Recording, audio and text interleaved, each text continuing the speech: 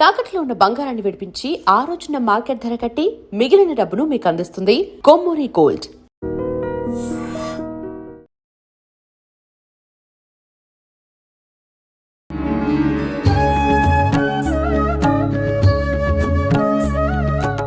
నమస్కారం గురుజీ. నమస్కారం మా విజిత. గురుజీ, శివుణ్ణి పంచాననుడు అని కూడా పిలుస్తారు. ఎందుకు ఈ నామంతో శివుణ్ణి పిలుస్తారు? దాని గురించి వివరణ ఇవ్వండి. నమస్తే అస్తు భగవన్ విశ్వేశ్వరాయ మహాదేవాయ త్ర్యంబకాయ త్రిపురాంతకాయ త్రికాగ్నికాలాయ కాలాగ్నిరుద్రాయ నీలకంఠాయ మృత్యుంజయాయ సర్వేశ్వరాయ సదాశివాయ శ్రీమన్మహాదేవాయ నమః. శ్రీ దుర్గామల్లేశ్వరాభ్యాం నమః. బెజవాడ కనకదుర్గాదేవ్యై నమః. మనకి పంచాననుడు అనే శివుడికి పేరుంది. ఇంతకుముందు శివుడికే కాకుండా బ్రహ్మదేవుడికి కూడా పేరుండేది. అంటే ఆననము అంటే ఏంటంటే ముఖము అని అర్థము. పంచ ఆననుడు, పంచ ప్లస్ ఆనన, పంచానన అంటే 5 ముఖాలు ఉండేవి. శివుడికి 5 ముఖాలు, బ్రహ్మదేవుడికి 5 ముఖాలు ఉన్నాయి. బ్రహ్మదేవుడు అబద్ధమాడి ఆ అరుణాచలేశ్వరుడు స్వామి, అరుణాచలం అందుకే పుట్టిందనమాట ఆ క్షేత్రం. ఆ శిరస్సు త్రిశూలంతో ఒకటి తీసేస్తాడు, తుడిమేస్తాడు శివుడు. ఓకే, బ్రహ్మదేవుడి టాపిక్ పక్కన పెడదాం. అక్కడి నుంచి చతుర్ముఖుడు అయిపోయాడు ఆయన. 4 ముఖాలు. ఇప్పుడు మన శివుడి దగ్గరకు వచ్చేసరికి ఈయనకి 5 ముఖాలు ఉన్నాయి. అసలు 5 ముఖాలు ఏమిటంటే, ఒకటి సద్యోజాతం, రెండవది వామదేవం, మూడవది అఘోరం, నాలుగవది ఈశానం, ఐదవది తత్పురుషం. సద్యోజాతం, సద్య జాత అంటే సత్యోజాతం అని మనము ఈ యొక్క నమక చమకాల్లో మనం చదువుతాం.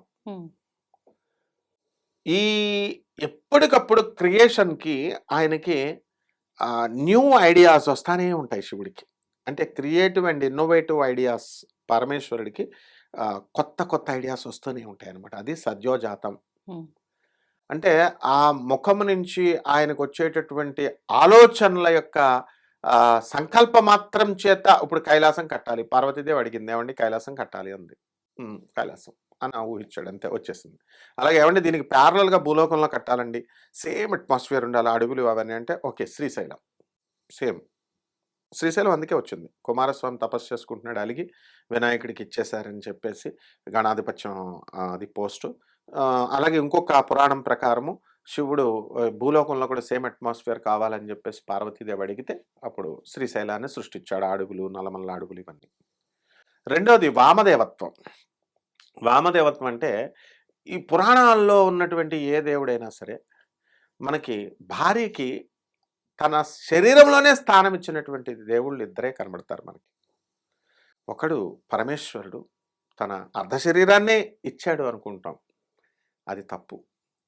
పార్వతీదేవి సంపాదించుకుంది అని చెప్పాలి. తపస్సు చేసి కేదార వ్రతాలు చేసి సంపాదించుకుంది తను. సరే స్వామి కాబట్టి అంటే వీళ్ళిద్దరికీ సగం అర్ధ శరీరం, అక్కడి నుంచి భార్యాభర్తలు అర్ధ శరీరం అన్నారనమాట. శ్రీ మహావిష్ణువు అయితే తన గుండెకాయ ఇచ్చేసాడు లక్ష్మీదేవికి లోపల, హృదయ స్థానం, వక్షస్థలం. అందువల్లనే శివుడు కేశవుడు ఇద్దరు ఒకటే అని చెప్తాం. ఎట్టి పరిస్థితుల్లో కూడా వీళ్ళు వేరు వేరు కాదు. ఆ వామదేవత్వం అంటే ఏంటంటే ఫెమినైన్ ఎనర్జీ. ఆ ఫెమినైన్ ఎనర్జీ ప్రతి శరీరంలో కూడా మ్యాస్కులైన్ ఎనర్జీ, ఫెమినైన్ ఎనర్జీ అని 2 ఎనర్జీలు ఉంటాయి, మగశక్తి ఆడశక్తి. ఆడపిల్లైనా మగాళ్ళైనా 2 ఎనర్జీస్ ఆడవాళ్ళలోనూ ఉంటాయి, మగవాళ్ళలోనూ ఉంటాయి అన్నమాట. సో ఈ యొక్క వామదేవత్వము ఫెమినైన్ ఎనర్జీ లేకుండా నువ్వు ఏమీ చేయలేవు. శక్తి లేనిదే శివుడు లేడు, శక్తి లేకపోతే శివుడు కూడా శవమే అని జగద్గురు అయినటువంటి ఆదిశంకరాచార్యులు వారు కీర్తిస్తారు. అమ్మవారి జ్ఞానోదయం చేసింది ఆయనకి. అది వామదేవత్వం రెండో ఫేస్. మూడవది అఘోరం. అఘోరం అంటే ఘోరమరా బాబు, వీడు చాలా ఘోరమరా అంటాం. ఘోరము అంటే ఏంటి, మనము ఇంకా కంప్లీట్ అన్ని మ్యాలిఫిక్ ఐడియాస్, అన్ని చెడ్డ ఆలోచనలు, ఇలాంటి దుర్మార్గాలు ఇవన్నీ ముందు పెడితే ఘోరము కానిది అఘోర. అక్కడి నుంచి అఘోర అనే శబ్దం వచ్చిందనమాట. ఘోర ఘోర తెరేభ్యో సత్యోజాతం వై మనస అని చెప్పేసి మనం చదువుతాం. అలాగే నమో వామదేవాయ నమో జ్యేష్ఠాయ నమో శాంతాయ ఇలా చెప్తాం. అలాగే ఈ యొక్క పరమేశ్వరుని యొక్క మనస్సు ఎలాంటిదంటే ఆయన అసలు కలలో కూడా ఆయనకి ఒక్క పాపపు ఆలోచన కూడా రాదు. పరమం పవిత్రం పరమేశ్వరుడు. ఎటువంటి ఇంకో అర్థం ఎలా చెప్పాలంటే వామదేవం ఈ యొక్క అఘోర ఫేస్ మూడో ఫేస్ కింద ఎందుకు వెళ్ళాడంటే మహాపాపాలు చేసి వచ్చినటువంటి రావణాసురుడు, మహాపాపాలు చేసినటువంటి మనము ఎవ్వరు వెళ్ళినా సరే ఆ యొక్క మూడో ఫేస్ మనం చూసేసరికి, ఆయన్ని చూసేసరికి మనకి మన పాపాలన్నీ క్షయం చేసేస్తాడు ఆయన. లాగేస్తాడు, క్లీన్ చేసేస్తాడు, పంపిస్తాడు. ఉమ్, రిఫ్రెష్ అని కొడతాం కదా, ఏదైనా చేయకపోతే రిఫ్రెష్ అవ్వని. అలాగే స్విచ్ ఆఫ్ చేస్తే రిఫ్రెష్, అట్లా అనమాట. పరమేశ్వరుడు రిఫ్రెష్ చేస్తాడు మనల్ని. నాలుగవది ఈశానం. అసలు ఈశానం అంటే ఏంటంటే ఈశాన్య ప్రదేశము అంటే ఈశాన్య దిక్కు, తూర్పుకి ఉత్తరానికి మధ్యలో సర్వ శుభాలను ఇచ్చేది తూర్పు, సర్వ ఐశ్వర్యాలని ఇచ్చేది ఉత్తరం. ఈ రెండు మిక్స్ చేసి ఇచ్చేది ఈశాన్యం. అందువల్లనే అందరూ ఈశాన్యంలో పెట్టుకోండి, ఈశాన్యం తలుపు పెట్టుకోండి. ఈశాన్యంలో పరమేశ్వరుడు గంగాదేవిని తల మీద పెట్టుకుంటాడు. వాటర్ హయ్యర్ లెవెల్ నుంచి ఈశాన్యం వైపు పారాలి అన్నాం. ఉమ్, అంటే ఎవరైతే ఈశాన్యములో గంగని ఎందుకు పెట్టుకున్నాడంటే ఈశానం ఫేస్ను మనం పెట్టుకున్నప్పుడు, స్మరించినప్పుడు గంగా స్నానం చేస్తే ఏమవుతుంది, మనకి సర్వ పాపాలు పోతాయి. అందువల్లనే మహాపరాధాలు, ఘోరాలు అవన్నీ చేసి వెళ్ళినటువంటి వాళ్ళు కూడా గంగలో స్నానం చేస్తారు కదా. అందువలన ఈశాన్యం ఫేస్ ఉన్నటువంటి పరమేశ్వరుణ్ణి కనుక మనము చూసినట్లయితే ఉమ్, ఆ సర్వ పాపాలు గంగలో స్నానం చేస్తే ఏ విధంగా అయితే పాపాలన్నీ పోయినాయో ఆ విధంగా సాక్షాత్ శివుడు దర్శనం చేసుకుంటేనే అన్నీ పోతాయి. ఉమ్, ఇక్కడ ఏమిటంటే మళ్ళీ మీకు డౌట్ రావచ్చు వినేవాళ్ళకి, ఏమండి 5 ఫేసులు ఉండాలండి శివుడు, ఈశాన్యం ఫేస్ ఉన్నది చూస్తేనే పాపాలు పోతాయండి. శివలింగం ఒకలాగున్నా 5 ఫేసులు ఉంటాయి, కనబడవు మనకంతే. శివలింగం ఒకటే ఉంటుంది.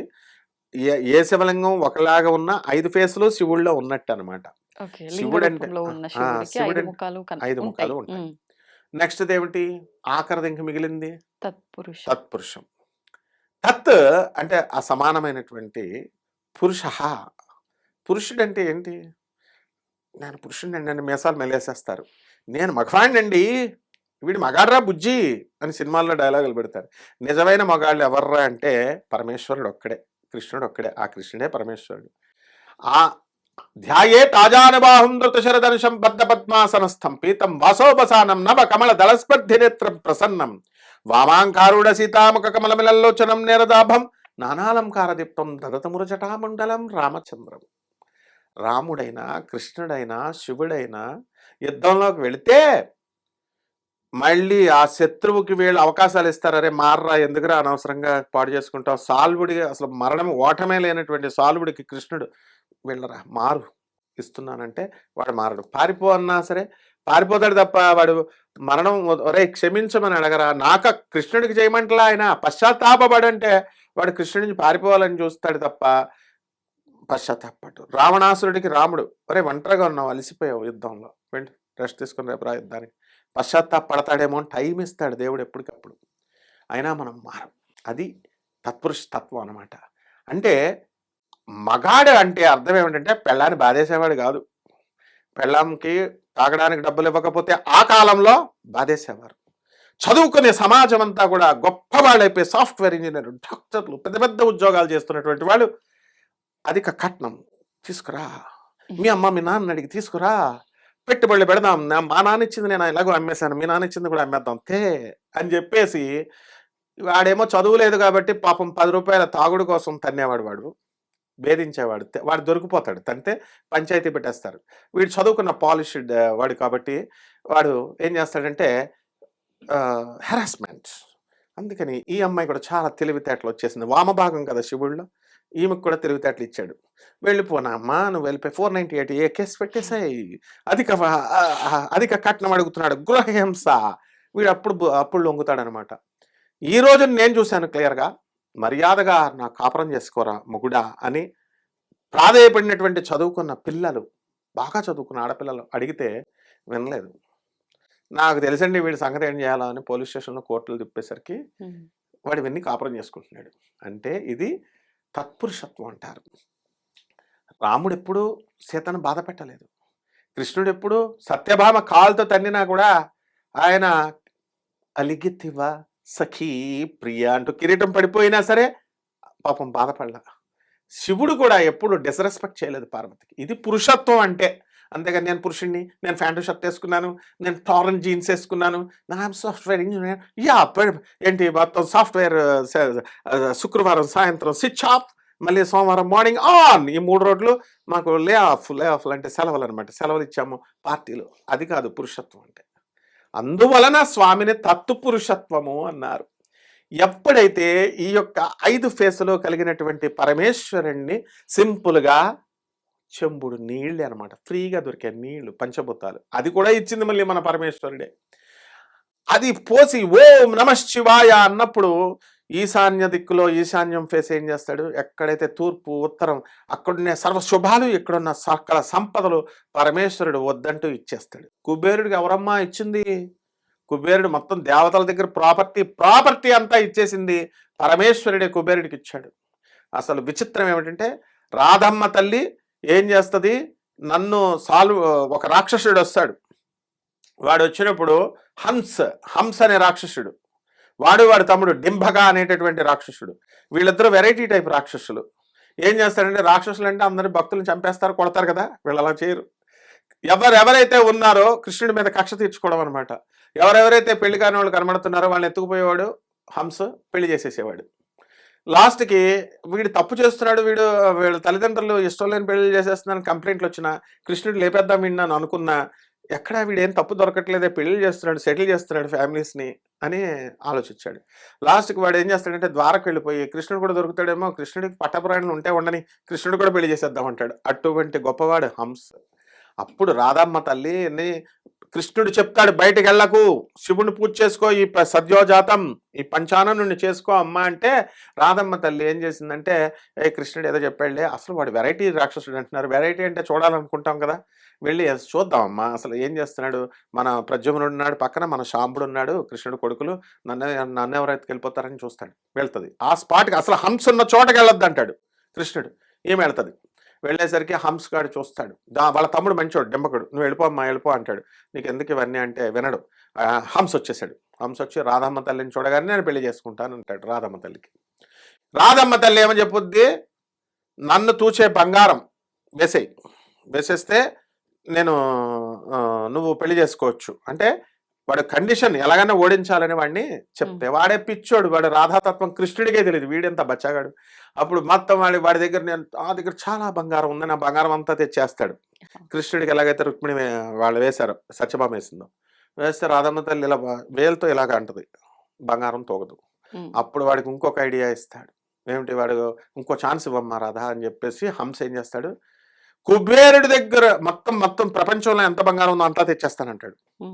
తెచ్చేద్దామంటే ఎలాగా దాడి చేసి గెలుద్దాం అనుకుంటాడు. అప్పుడు మన గురువు గారు శుక్రాచార్యుడు ఎంటర్ అయిపోయి ఏమంటాడు, హంస్ నువ్వు రాక్షసుడు కాబట్టి నువ్వు మీ పౌరుషాన్ని నేను రక్షించాలా, రాక్షస గురువుని నేను, కాబట్టి నువ్వు అన్ని యుద్ధాలకి వెళ్ళక్కర్లేదు, కుబేరుడి దగ్గరికి వెళ్ళి అది తెచ్చేసాయి, అది కాటాలో పెట్టాయి అంటాడు. కుబేరుడి దగ్గరికి వెళితే, అంటే దేవతలకు అంత డబ్బిచ్చాడు శివుడని నేను చెప్తున్నాను. ఆ డబ్బంతా తెచ్చినా సరే రాధాదేవిని కొలవలేకపోతాడు అనుకో, అది వేరే సంగతి. లాస్ట్కి శుక్రాచార్యుడు ఎలాగా అంటే, ఆయన గురువు కాబట్టి ఆయనకు తెలిసిపోద్ది, కృష్ణుడి దగ్గర ఆభరణం ఏదో ఒకటి తెచ్చేసాయి, ఇదిగో కృష్ణుడి చేతికి కట్టిందో కడియమో ఉంగరం ఏదో తీసుకొచ్చి పెడితే అప్పుడు సమానం అయిపోద్ది అంటే, కృష్ణుడు నేను ఇవ్వనంటాడు. సరే ఈ స్టోరీ వదిలే. అంటే సకల అంత సంపద ఈ యొక్క కుబేరుడికి ఇచ్చాడు.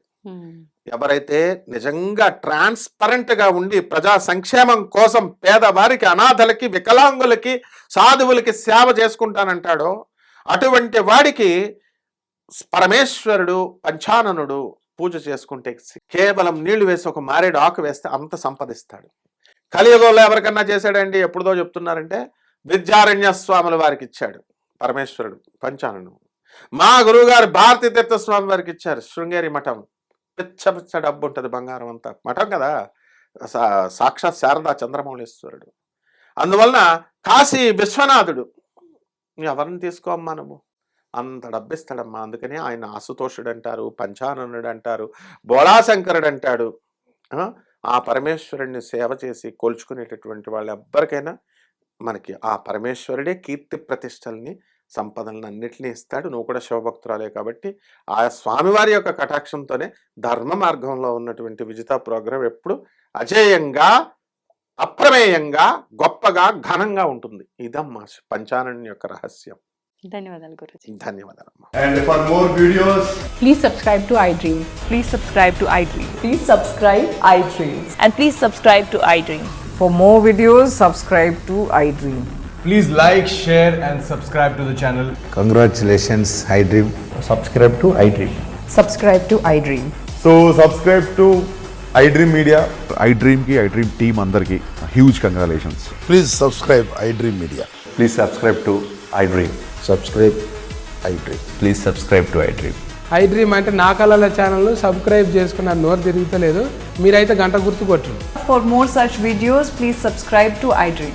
Subscribe to iDream. Please subscribe to iDream. Please subscribe iDream Media. Please do subscribe to iDream. Please subscribe to iDream Media. For best entertainment and information, please subscribe iDream. And don't forget to subscribe to iDream.